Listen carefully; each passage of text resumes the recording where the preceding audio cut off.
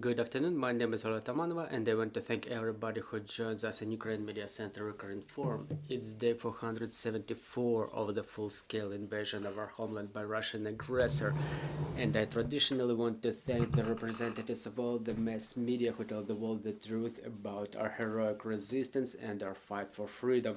Now we will be talking about the situation in Mykolaiv region. Joining us online is the military governor of Mykolaiv region, Vitalii Kim. Good afternoon, Mr. Vitalii.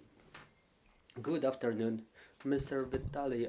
We would like to ask about the current events in the region. What's going on?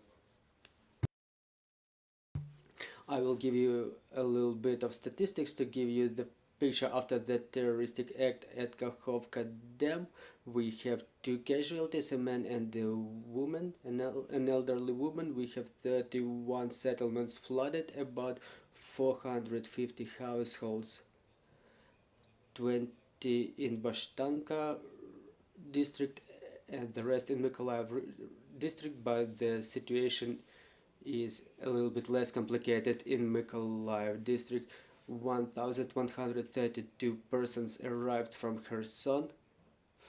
The Danish Refugee Council is disbursing the support funds to them in amount of around 3,000 hryvnias per kid, which amounts to 3 million hryvnias in total. 972 people were evacuated within their communities in Mykolaiv region. The potable water and the food rations are being supplied to the affected persons. In the village of Afanasivka, it's now as an island. There is no land connection, and on a 24/7 basis there are boats going both ways between this island and their region. So talking about the environmental situation in the region, what is it like? We know that your services continue sampling water from the water reservoirs and the rivers. So what are the results? To what extent the contamination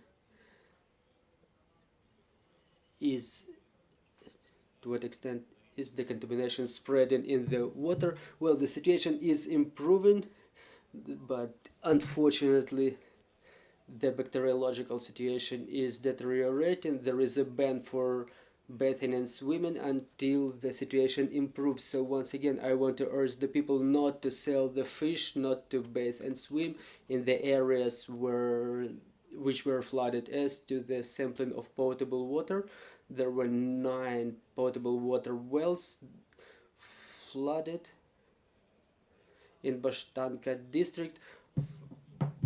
The water which was sampled from those wells is fine, the results are good, so I hope the situation to stabilize within a week. As to Mykolaiv district and Mykolaiv region in total, the situation with potable water sampling is good. So in the flooded areas, it's very important. We had no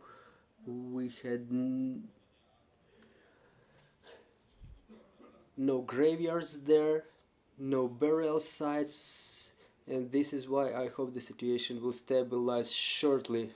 Mr. Vitalii, after the terroristic act committed by the Russians in Kakhovka HPP dam, we've seen, for example, in Odessa, that everything keeps incoming, starting from the construction materials and even the mines, the landmines that can be seen in Odessa shores. So what were the hazards that you were facing in terms of mine hazard? Well, the mine hazard was an important, a pressing issue in our region. Even without that, there may be some unexploded shells that are about to be found in the areas. That's why I urge everybody not to visit those territories where the water is about to subside, because first is the demining teams who have to work there. So I urge everybody not to look for any trouble. Don't walk in those areas. Don't look for any hidden treasures there, because it's hazardous in those areas.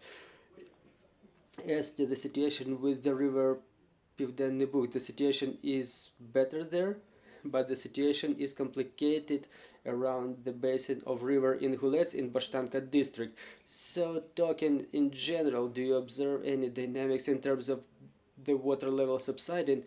Well, in Mykolaiv the water fell 58 centimeters. Yeah, I think 58 centimeters. In Ingulets basin now we have -1 meter 55 centimeters from the peak level, but the pace of subsiding is pretty weak.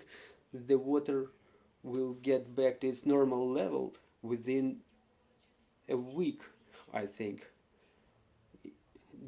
Thank you for this information. Dear colleagues, if you have any questions on the floor, please proceed. Irina Mamchur, Ukr informed. Thank you. There are such forecasts that the water will subside significantly in the lowest stream of Dnipro, below the downstream from Kakhovka HPP dam. Will it reflect in the operation of the waterways in Mykolaiv? Will you be able to take water from Dnipro after that? Thank you for this question. Well, logically, the level of water increased due to the decrease of the water level in Kakhovka water reservoir. It was not such a significant increase, but anyway, it will not influence in any way the procedures or the processes the water is taken from Dnipro. There were a couple of bridges flooded in Snihurivka district. Two of those bridges were just recently reconstructed after the occupation. And now that the water is subsiding, do you know about their condition? I mean, those specific two bridges.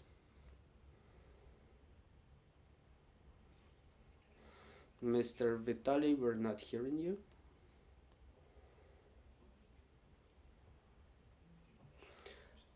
I hope that our technical team is about to reestablish the connection.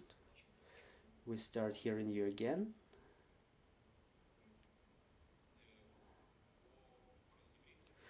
Well, about those two bridges, I haven't heard the full question. Is the water subsiding, and do we know how those bridges will be recovered? No, unfortunately for the time being their condition is unknown. I hope that they will stand, at least that one that is made of concrete. It should stay, but we will be able to analyze the situation after the divers inspect the foundation. Thank you very much, Mr. Vitalii. Thank you for this broadcast, for the information that you disclosed. Joining us was Vitalii Kim, the military governor of Mykolaiv region, and at 14 o'clock we will be talking about the situation in Kherson region. So stay tuned, work together for our victory, and glory to Ukraine.